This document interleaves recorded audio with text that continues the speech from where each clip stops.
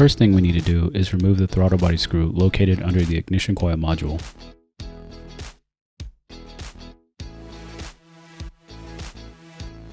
On one side is a set of hex screws and the other side is a set of bolts. Now, when you get to the hex fasteners, you want to remove these, but for the bolt side fasteners, you want to leave these in. When removing the throttle body, be sure to rock it back and forth gently to avoid banging it against anything else.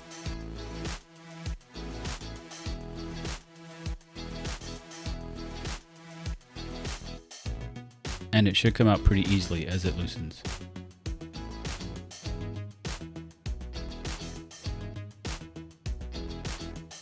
On initial inspection of my seals, they look pretty good and nothing looked too far out of par.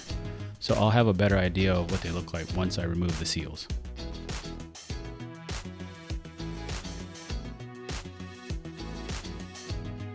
As I mentioned before, the seals looked fine, but since we're here, I'll go ahead and replace them. These are the new seals going in. I just bought an additional set just in case anything went sideways. Once I get ready to put the seals back in, I'll put some motor oil on them so they don't bind on install.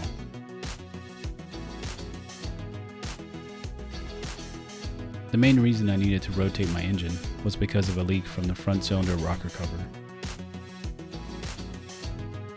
Since I already have the engine rotated, I decided to update the rear cylinder gaskets as well.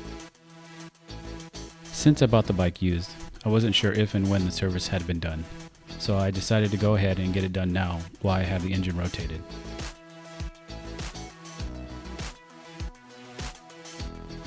Now I'll loosen and remove the 4 fastener bolts.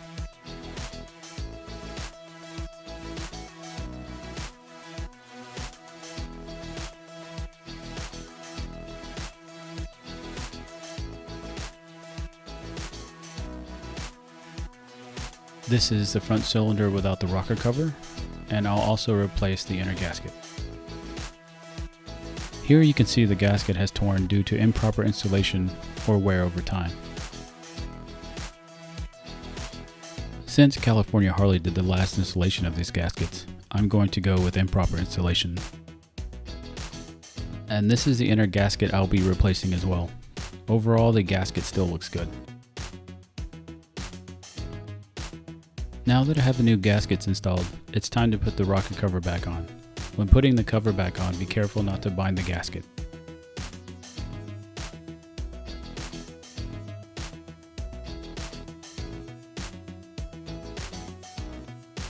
The same process will be used to remove the rear rocker cover, by removing the 4 fastener bolts. Take your time, because there is not as much open space for access.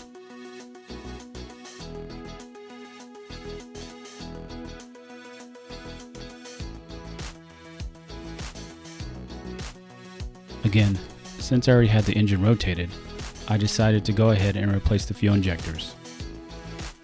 Be sure to take a photo or write down which injector is the front and which is the rear. First, I'll take off the retaining clip. Now, I'll remove the injector with a back and forth rocking motion. And I'll install the new injector with the same rocking motion as before. I'll finish the installation of this injector by reinstalling its retaining clip. I'll repeat the previous process for the next injector.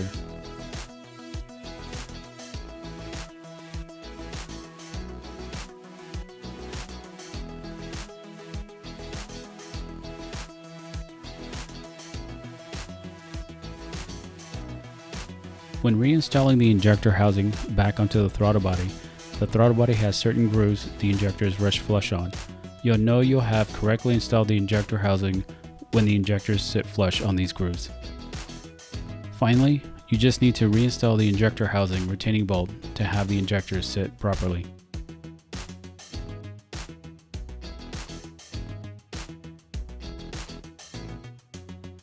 This concludes the second part of this DIY. Just button everything back up and you're done.